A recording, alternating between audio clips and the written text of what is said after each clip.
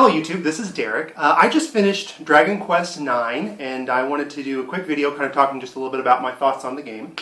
This is a really excellent game. It's a very traditional, old school style Japanese role-playing game.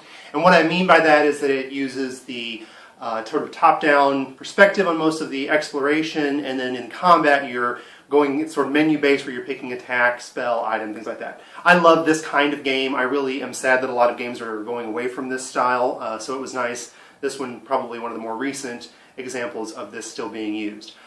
This is, like I said, a very traditional old-school role-playing game, so you can kind of determine based on that if that's going to be a game for you. Again, I really like this style, so it's worth picking up for me, but some people may just not like it, and that's fine if you don't. One of the things, though, I wanted to talk about a little bit was that I played this 100% single player. I know a lot of the reviews I've seen on this game will talk about the multiplayer because this game was sort of designed for a multiplayer experience, but I don't have anybody that I know that's playing this game, so it was just single player. So I want to talk a little bit about that and to let people know whether this is worth it or not for you if you're just playing single player. So starting off, the things I liked about this game, of course the art style, as always with the Dragon Quest games, especially the more recent ones, is just fantastic. The monster design is really fun, really clever. Character design is great. It looks fantastic on here. Of course it's a step down from what we had in Dragon Quest VIII, which was on the PS2, but that's okay. It's still a really great looking game. It has a lot of charm to it. In fact, one of the things I really loved in the different towns you'll go to, each of the different people in those towns have a different dialect, so as you're reading what they're saying to you, it kind of has its own flavor and unique feel for each town. I really, really loved that. I also really love how they utilize the second screen on the DS. There is, most of your exploration is taking place on the bottom screen, but on the top screen you have a map. And I really love that for the dungeons, because you go into a dungeon and you have the map for most of them, at least the ones, the story dungeons. You have it already filled out on the top, and I really like that. And some people may disagree with me. They may think that they get a lot of fun in exploring that map and uncovering it on their own. But I really find that I get a lot of times lost in those, or just gets frustrating to try to navigate through that. So it's really nice to sort of give you a little bit of a leg up on that. And it doesn't give you anything like, it doesn't say there's a treasure chest here or anything like that. No secrets are given away. It's just basically the floor plan of the dungeon that you're on, which I really like. If you do like the exploration, there are also some treasure maps that you can get in here that will uncover hidden dungeons, and those you reveal the map as you go. So you still kind of have that with that. So I really did like that. I thought that was a lot of fun. And the job system in this game is also really great. Another thing, I don't tend to, sometimes with a game that has a lot of jobs, I can get a little bogged down because it feels a little grindy. So in this game, I pretty much stuck with the jobs that I had picked when I created my characters. There was one character that I switched midway through once I unlocked the gladiator class. I moved my warrior to a gladiator, but then stuck with that the rest of the game. So it worked just fine. You don't have to go through and level up the jobs, but it is there if that's something that you enjoy. I also like the way that it works in this game, because when you level up a job, occasionally every few levels you'll get points to attribute to these different traits. And as you put points in different traits, it unlocks abilities, whether it's additional attack power or a special healing ability or something like that. And when you switch classes, the stuff that you've unlocked through the trait system, you get to take with you. And I really like that. It made it a lot of fun. It also is nice because a lot of the classes have some really good traits that are very low in there, so you only have to level them up maybe 5 or 6 levels to get, unlock a couple of things that are really beneficial for your character that you can then take with you. So there were a couple of classes I did dip into a little bit, especially the Sage class. Once I unlocked that one later in the game, I dipped a couple of characters into that for a little bit to unlock a few of the first tier abilities, and really benefited from that. But again, I didn't feel bogged down in it. Didn't feel very grindy as far as that goes. The game does have a little bit of a grind in it. I mean, that's kind of typical for JRPGs, but it really wasn't too bad. I didn't feel like it got tedious or anything like that too much. So, and a lot of the grind was stuff that I chose to do. So, like I wanted to buy more equipment or had the sword I wanted to pick up, so I would go and grind and get money. So it was really, that's kind of the way I feel about a lot of grinding. If it's forced on me, I don't like it. If it's something I have the option to do, sometimes I will enjoy that if as long as it's my choice to do it. A couple of the things that I didn't like about the game were a lot of kind of quality of life, ease of use issues in this game. For example, one of the things is the bank. The bank is something where you can store money, because in this game when you die, you don't automatically go back to your previous save. You go back to a resurrection point and you lose half of your money. but you get to keep your experience and your items and things like that, so your progress is saved. So I really like that part of it, but they give you an option to put money in the bank so that if you die, you don't lose that. The problem is the bank is only in one inn in one town in the game, and you do have a spell that will let you warp around between the different towns, so it's not that it's hard to get back to, but it is just tedious. If I'm in a town and I see that they have something in the store that I want to buy, I have to leave the store, warp back to this other town, go to the inn, get the money, come back out, warp back to the town, buy the sword, leave again, warp back to put the remainder of money in there, and it's just tedious. It's really, really a lot of steps to do something that should be simple, and I don't see why they couldn't have had more bank branches in the different towns. The other thing is the alchemy system in the game. It's a level 5 partially designed game, so of course it's got an alchemy system, and I like those in level 5 games.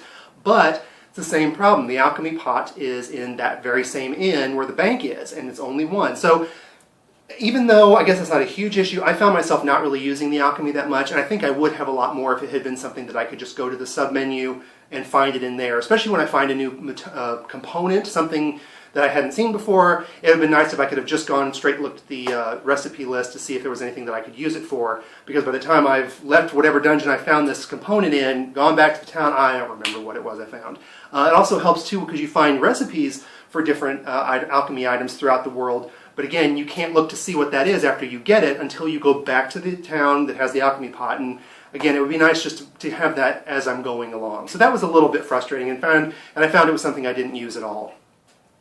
Except for maybe a couple of herbs and things like that, just upgrading some of that stuff. I think I maybe made one hat, so not used a whole lot. The other thing too, quality of life, is when you're buying items in a store, a lot of times, especially with armor, you'll have multiple stats. So you have defense, which is your primary one, but then you also might have increased magical ability or increased agility or something like that.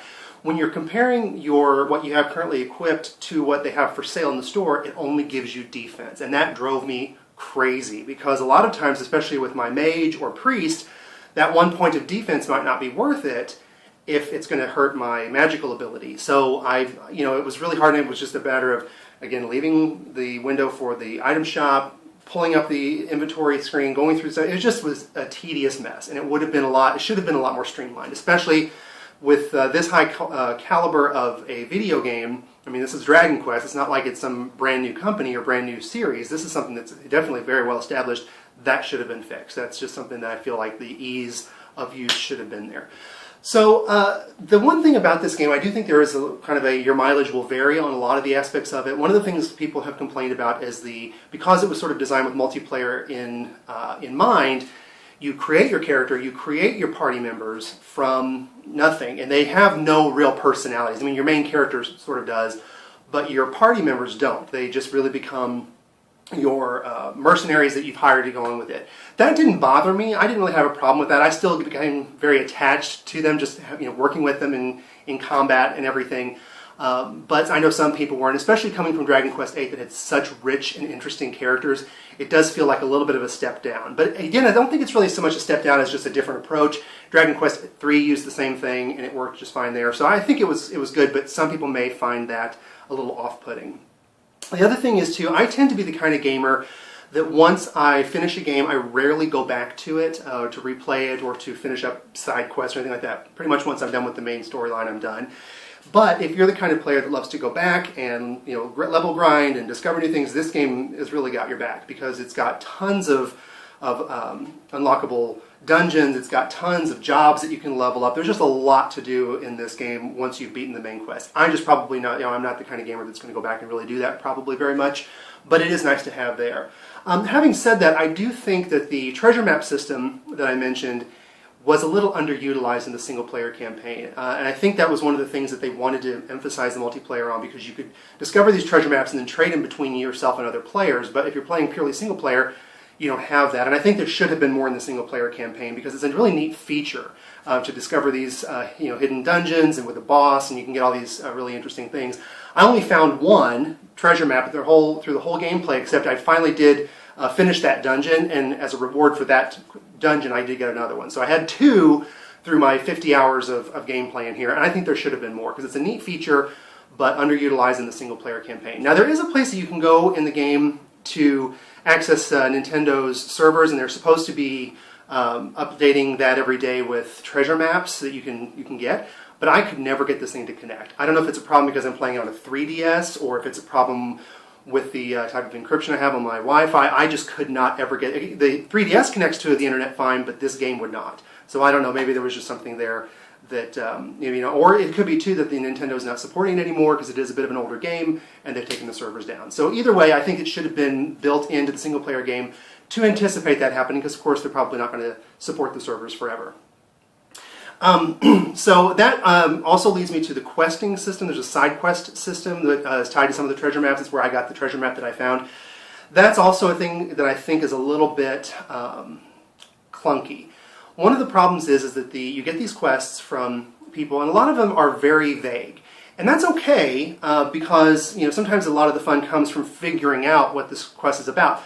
But I feel like if you're going to have semi-vague quests, then you need to not limit the player on how many they can have, and this game does. Once you've hit a certain amount, they say you can't get any more quests until you either abandon the quests that you have or finish them. Well, if you abandon them, then you have no way to know where you got that from unless you write it down somewhere to go back to it later. Or some of them are just complicated to finish because either they're very grindy, like it says, like there was one I had to go collect feathers from a certain monster, and I probably spent half an hour fighting these monsters, trying to steal from them, trying to kill, and I got one. And I was supposed to get something like 5. And I was just like, forget that, I'm done. I'm not going to spend 2.5 hours fighting, with this game to get this one quest done, which is probably not going to give me anything all that great anyway as a reward. So I kind of feel like that was a little bit awkward. And again, if you want to have those that are probably going to take a while, or that maybe something that people will go to and come back from, just don't limit me. Don't limit the amount of quests I can have. Let me fill that quest log up as much as I want, and then I can kind of take them as I want. But the way it's set up, I just think it's kind of clunky. So again, overall though, I'm talking a lot about the things I didn't like. Overall, I had a lot of fun with this game. It was really great. The storyline was fun. The characters and character animations and the art style is wonderfully charming. It's a great game. It's a lot of fun. It's it's that old school style menu-based combat RPG that I love and that I don't see enough of. So absolutely, I think if you have a DS or a 3DS out there, pick this up. You can get it for like $20 at Amazon, and it will absolutely be worth your time and your money. And especially if you're one of those people that loves to go back, this thing can give you hundreds of hours of gameplay. I finished the main story in about 50 hours, and that was getting a few side quests, finishing that one optional dungeon, but that was pretty much just it, going straight through the story. So even if you just get it and do the single player story, there's still a wealth of content here for you. So, all right, well, thanks so much for hearing or listening to me talk about this. And if you have any comments on the game, I'd love to hear what you think about it. I had a great time with it, but leave that in the comments. Thanks so much for watching.